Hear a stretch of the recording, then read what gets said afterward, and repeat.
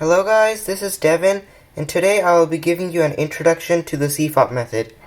This is an intro for my 4-part video series that will be teaching Beginners CFOP.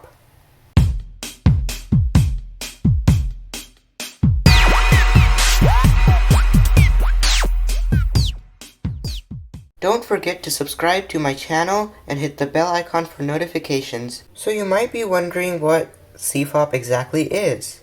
CFOP is an acronym for the 4 steps in solving the Rubik's Cube. CFOP stands for the cross, F2L, OLL, and PLL. But in Beginner CFOP, which is just an easier version of CFOP, the last 2 steps are simplified to make the concept easier to learn. And I will be explaining this later in the video. I will be giving a brief demonstration of each of the steps in this Beginner CFOP method. But like I said before, I will be teaching each step in a separate video. And if you want to check out that playlist, you can click on the link above.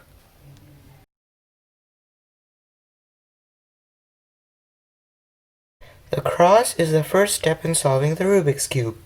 In Beginner CFOP, the cross is solved in a similar way as the beginner's method, but the only difference is that we use some more techniques to make the cross solve faster.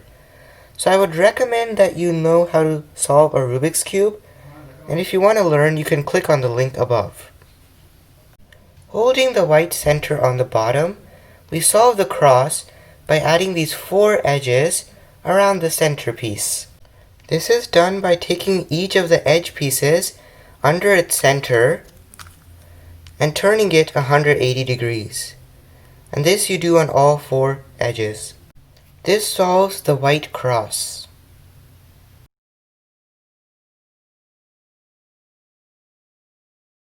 The next step is F2L, and F2L stands for the first 2 layers. This means that we solve this bottom layer right here and this middle layer right here.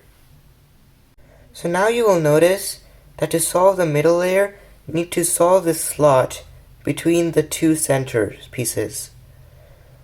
And here you need to insert a pair with the correct corner and the correct edge piece. So first, you need to find the corner, and it's right here, and you need to look for the edge, which is right here. Then you pair them, just like that, and lastly you can insert it. This you can do on all 4 sides, and that will solve the middle layer.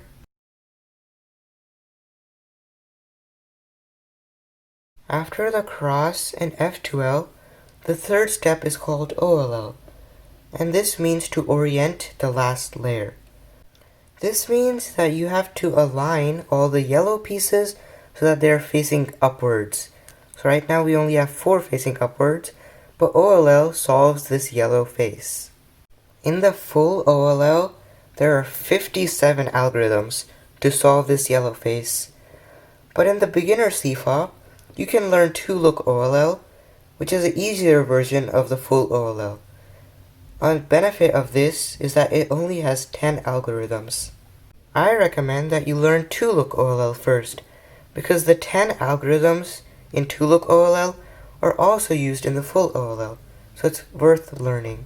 In 2-look OLL, each time you will have one of the 10 cases where first you make the yellow cross using an algorithm, just like that, and then you solve these corners to make the yellow face,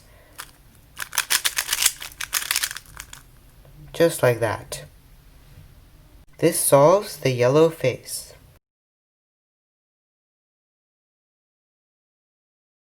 The last step is PLL, meaning to permutate the last layer. In this step, you solve the cube by solving this last band on the top.